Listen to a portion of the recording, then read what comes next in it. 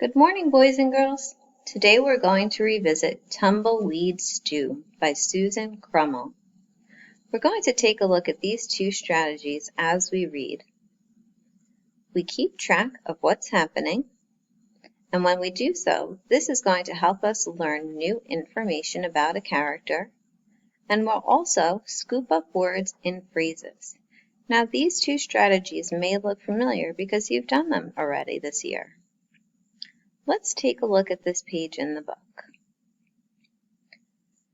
Before we begin this page, I want you to think back to what happened in the story so far.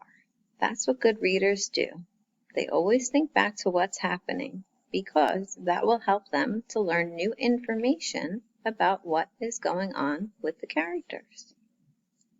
So take a look at this page and think back.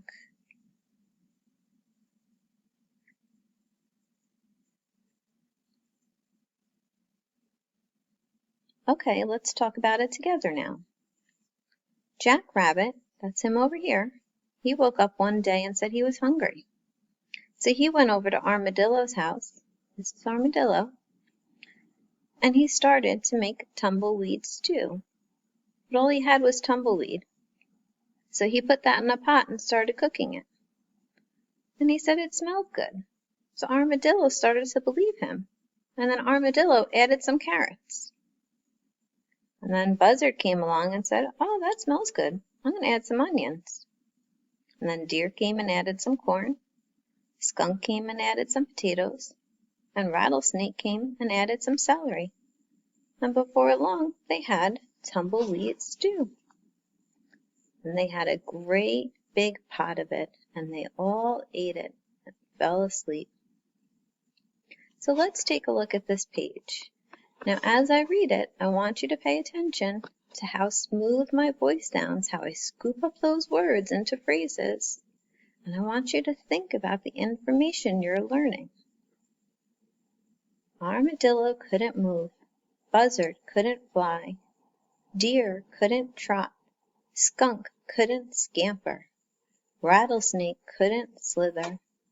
They put their heads down and fell asleep. Jack slept too, but not for long. Do you see how I read those words smoothly? I used my punctuation to help me chunk my words into phrases. Jack opened his eyes. He stretched and looked up at the pretty blue sky. His tummy growled. He thought, "Another day for being sly. What a great day for cactus pie." Oh, what did we learn here, readers? What did he do? Let's think about it.